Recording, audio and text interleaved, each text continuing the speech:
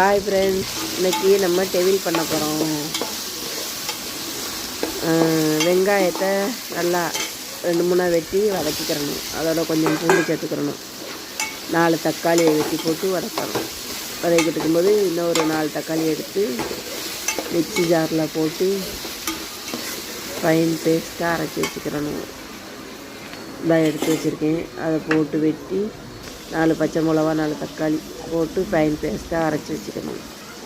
வச்சுக்கிட்டு இந்த பக்கம் கேரட்டு வெட்டி வச்சுட்டு தக்காளி நல்லா வதங்கினதும் தக்காளி வெங்காயமும் அதுக்கு மேலே கேரட்டு, அதுக்கு மேலே கேப்சிகம் வெட்டி வச்சுருக்கேன். அதையும் போட்டு நல்லா கிளறணும். கிளறி அப்படியே ஒரு 10 நிமிஷம் மூடி வைக்கணும்.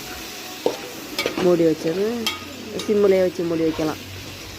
சிம்மில் வச்சு மூடி வச்சுட்டு கோழிக்கறி முள் இல்லாமல் எடுத்து வச்சுக்கிறணும். இதாக வந்துருச்சா, இது 10 நிமிஷம் ஆச்சு. அரைச்சி வச்சுருந்தோம்ல தக்காளியும் பச்சை மிளகையும், அதை அப்படியே தூக்கி ஊற்றி கிண்டணும். கிண்டிட்டு இன்னொரு 10 நிமிஷம் சிம்மில் வச்சுட்டு அதுக்கு மேலே சிக்கனை வந்து இந்த முள் இல்லாமல் எடுத்து வச்சுக்கிட்டு இந்த நம்ம ஏற்கனவே பண்ணி வச்சுருந்தோம்ல அதில் வந்து 3 ஸ்பூன் மிளகாத்தூள், உப்பு தேவையான அளவு போட்டு கிளறி விட்டு மறுபடியும் மூடி வச்சிடணும். சிம்மில் வச்சு மூடி வச்சுட்டு இந்த சிக்கனை கழுவி சிக்கனை எடுத்துட்டு பொரிக்கணும். எண்ணெயில் போட்டு நல்லா பொரிச்சு எடுக்கணும். பொரிச்சு எடுத்து அந்த இன்னொரு கிளறணும். இந்த பக்கம் இருக்கிறத பார்த்தீங்களா எப்படி இருக்குன்னு, சூப்பராக்கா.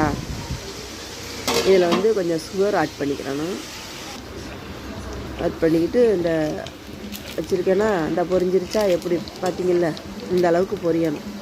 டைம் கொடுக்கணும். நல்லா டைம் கொடுத்து நல்லா பொரிஞ்சதும் எடுத்து டெவில் சிக்கன், இதுக்கு பேர் வந்து டெவில் சிக்கன். இதில் வந்து இன்னும் நிறைய ஆட் பண்ணலாம், ஆனால் நான் பண்ணலை. நான் வந்து வீட்டுக்கு தானே நம்ம செய்கிறோம் அப்படின்னு சொல்லிட்டு அதை பொரித்து கறியை பொரித்து அப்படியே அள்ளி போட்டாச்சு.